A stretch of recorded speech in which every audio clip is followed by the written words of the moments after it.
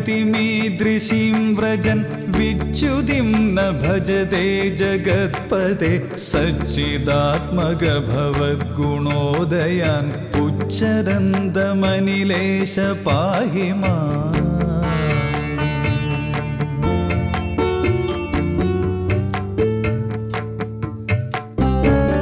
चिरादिगतिमीदृशीं व्रजन् विच्युतिं न भजते जगत्पदे सच्चिदात्मक भवद्गुणोदयान् उच्चरन्तमनिलेश पाहि माम्।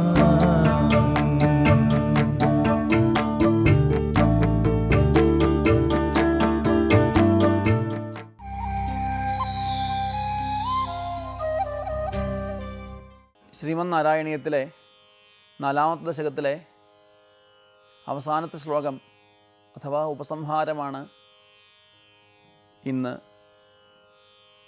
അവതരിപ്പിക്കേണ്ടത്.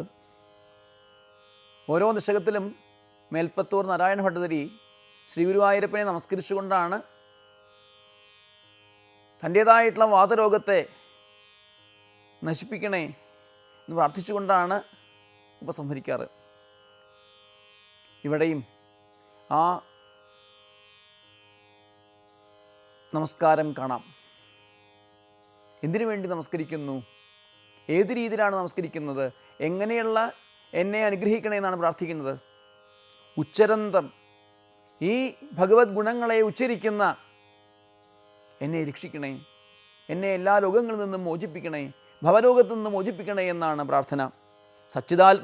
സച്ചിദാനന്ദ സ്വരൂപനായ ഭഗവാനെയാണ് സംബോധന ചെയ്യുന്നത് ഇവിടെ.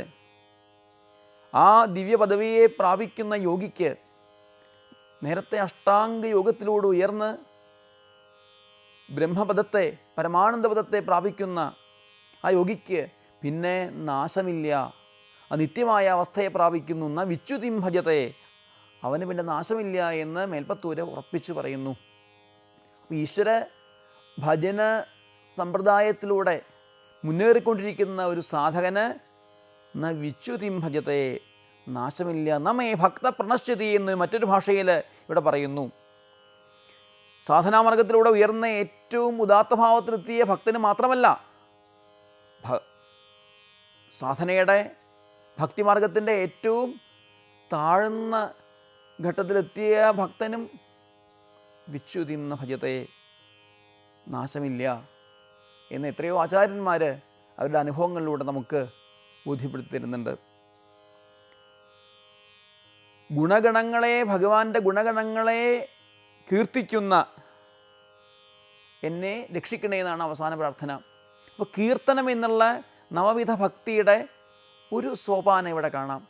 ഈ കീർത്തനം മാത്രം ആയിട്ട് ഒരിക്കലും നിലനിൽക്കില്ല, അതിൻ്റെ കൂടെ സ്മരണം കൂടി ചേരുന്നു. ശ്രവണം, കീർത്തനം, വിഷ്ണോസ്മരണം, പാദസേവനം, അർച്ചനം, വന്ദനം, ദാസ്യം, സഖ്യം, ആത്മനിവേദനം എന്നാണ് പ്രഹ്ലാദൻ്റെ ഉപദേശം. പ്രഹ്ലാദൻ്റെ നവവിധ ഭക്തി സോപാനങ്ങളെക്കുറിച്ചുള്ള അഭിപ്രായം അങ്ങനെയാണ്.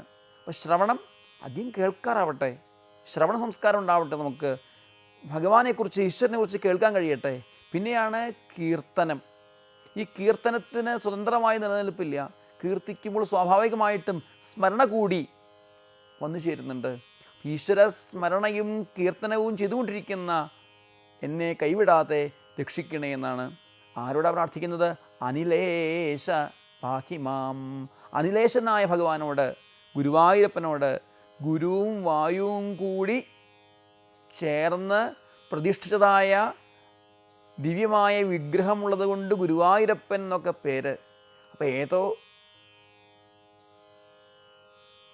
ആ ഗുരുവായൂർ ദേശത്തിലിരിക്കുന്ന ആ വിഗ്രഹം മാത്രമാണോ നമ്മുടെ ഉപാസനാമൂർത്തി? അവിടെ ആ വിഗ്രഹത്തെ മാത്രമാണോ ഇവിടെ ഉപാസിക്കുന്നത്? അല്ല, നമ്മുടെ ശരീരമാകുന്ന ഈ ഗുരുവായൂരിൻ്റെ ഉള്ളിലും ഈ വാതാലയത്തിൻ്റെ ഉള്ളിലും അന്തര്യാമിയായിരിക്കുന്ന ഭഗവാനോട്, സച്ചിദാനന്ദ സ്വരൂപനായിരിക്കുന്ന ഭഗവാനോട് നമ്മുടെയും ഇന്ദ്രിയങ്ങളെയും മനസ്സിനെയും ബുദ്ധിയെയും പ്രചോദിപ്പിച്ചുകൊണ്ട് വർദ്ധിച്ചുകൊണ്ടിരിക്കുന്ന ആത്മസ്വരൂപനായ ഭഗവാനെ, എൻ്റെ എല്ലാ ലോകങ്ങളെയും നശിപ്പിച്ചുകൊണ്ട് രക്ഷിക്കണേ എന്ന് നമുക്കും പ്രാർത്ഥിക്കാം.